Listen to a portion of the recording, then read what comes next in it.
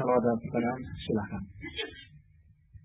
Bagaimana dakwah salaf pada di Indonesia ini dan fitnah-fitnahnya oleh dai yang mengaku salaf? Pertanyaannya membutuhkan jawaban yang panjang. Bagaimana dakwah salafiyah di Indonesia dan fitnah-fitnahnya dari dai-dai yang mengaku salaf padahal bukan salaf. Nah, ini fitnah yang kita lihat paling berbahaya. Karena fitnahnya ahlul ahwa sudah kita tahu bagaimana bahayanya. Nah sekarang ahlul ahwa itu ada yang jelas kelihatan, ada yang samar-samar. Mana yang lebih bahaya? Yang samar-samar. Kalau kita lihat Syiah kita langsung benci, bahkan kita marah setiap memukul kalau perlu. Tapi kalau kita melihat orang yang berpenampilan salaf, berbicara atas nama salaf dan berkata dengan ucapan-ucapan salaf, tapi ternyata dia menyimpan fitnah yang dibungkus dengan rapi, tidak terlihat. Ini sungguh yang sangat berbahaya. Makanya jangan heran kalau para ulama seperti Syekh Rabi' gencar membantah kelompok ini yang satu ini, yang namanya banyak. Yakni diistilahkan dengan berbagai macam istilah. Ada yang mengistilahkan dengan Qutbiyah, golongan yang terpengaruh dengan pemikiran Sayyid Qutb. Yakni mengaku Ahlussunnah dan sebagainya, tapi pikirannya otaknya otak Sayyid Qutb, sehingga dikatakan Qutbiyah. Ada yang menyebutnya dengan Sururiyah, karena idenya dari Muhammad Surur, maka pengikutnya dikatakan Sururiyah.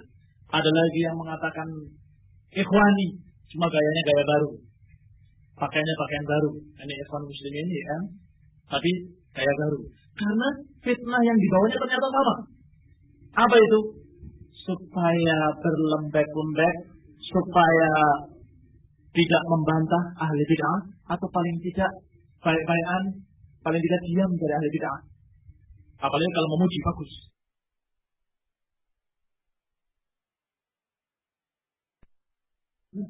Dua-duanya seperti itu sama. Salah.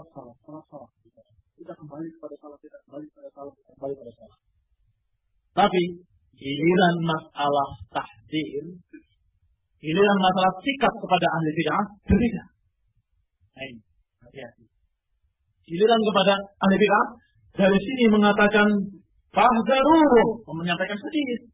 Seorang salafi hanya menukil riwayat dari para ulama bahwa dari riwayat Aisyah yang sudah kita baca tadi pagi mengatakan fa idza ra'aitil ladina yattabi'una ma tashabaha minhu fa ulaika alladziina sammallahu fahdharuhum.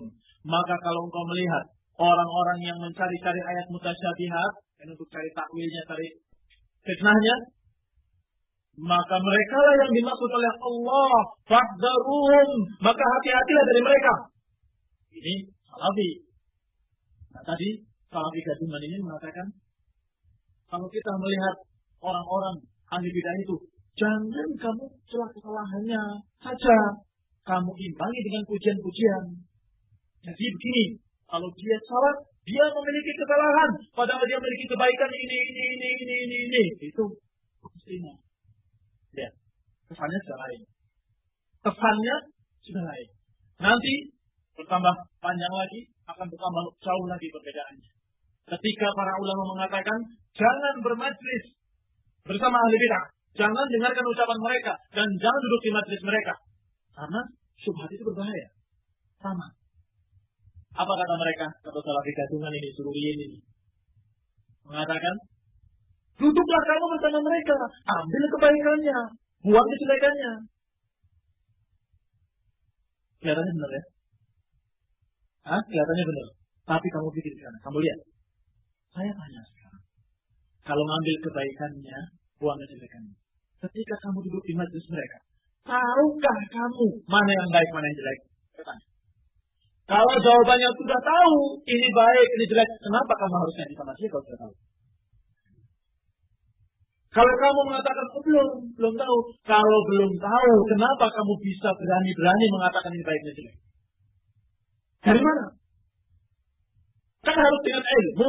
Ini benar, ini salah. Dengan apa ukurannya kalau bukan dengan ilmu? Saya sudah tahu ilmunya. Kalau sudah tahu ilmunya, kamu ngajar, bukan belajar sama dia. Ini orang memang ketika berbicara kelihatannya benar. Ambil kebaikannya, buang kejelekannya. Tapi giliran duduk di majelisnya, dia nol. Nggak ngerti mana yang baik, mana yang jelek. Yang jelek dikira baik. Iya, ini baik. Kenapa? Karena nggak punya mikyar. Nggak punya barometer untuk mengukur mana yang benar, mana yang salah, mana yang baik, mana yang buruk. Nah, kalau orang itu ahli bid'ah, tokohnya ahli bid'ah, hati-hati kamu. Dia akan mengatakan, qala Allah Ta'ala, qala Rasulullah dalam hadis yang sahih. Dan dia akan mengatakan, berkata para ulama, berkata Ibnu Sirin, berkata Ibnu Taimiyah, berkata, akan mengatakan seperti itu. Tapi ayatnya ayat mutasyabihat, saya akan tafsir. Hadisnya hadis yang lemah, tutup kelemahannya. Kemudian ucapan-ucapan ulamanya dipotong-potong tidak pada tempatnya. Hancur. Nah, orang yang duduk tadi yang katanya mau ngambil kebaikan, mana tahu. Duduk di situ, nggak ngerti. Nggak tahu ayat, hadis, ucapan ulama. Masya Allah, benar. Baik ini, diterima. Duduk di majelis Ahlus Sunnah dia. Quran, Sunnah, ucapan ulama. Benar juga. Terima lagi. Bingung akhirnya. Kok bertentangan ya? Sama-sama baca Quran, sebut Sunnah, dan ucapan ulama. Sama-sama. Kok bisa berbeda? Kok bisa bertentangan? Kesimpulannya apa nantinya? Kalau begitu ya sudah kita anu saja, kita baik-baikan saja, kita akur-akur saja. Ini namanya sama-sama punya dalil. Ini paling tidak loh ya, paling sedikitnya kalau tidak dia tersesat, paling tidak dia akan mengatakan sama-sama punya dalil. Abdurrahman Abdul Khalid, a'udzubillah, semoga Allah menyelamatkan umat dari dia. Ketika saya masih mendengarkan ucapannya di tengah alasan, itu mengatakan tentang ikhwan, tentang yang lainnya. Kok mereka punya dalil? Katanya. Jawabannya, mereka punya dalil. Kalau Al-Quran dalilnya, tapi diselewengkan itu bukan dalil namanya. Kalau hadis yang kemudian diselewengkan tafsirnya, itu bukan dalil. Bahkan bisa dikatakan bukan Al-Quran dan bukan hadis. Sebagaimana ucapan Imam Syafi'i. Kalau ucapan Al-Quran diselewengkan maknanya, itu bukan Quran lagi. Karena Al-Quran tidak memaukan itu. Al-Quran memaukan yang lain. Maka bukan dalil itu.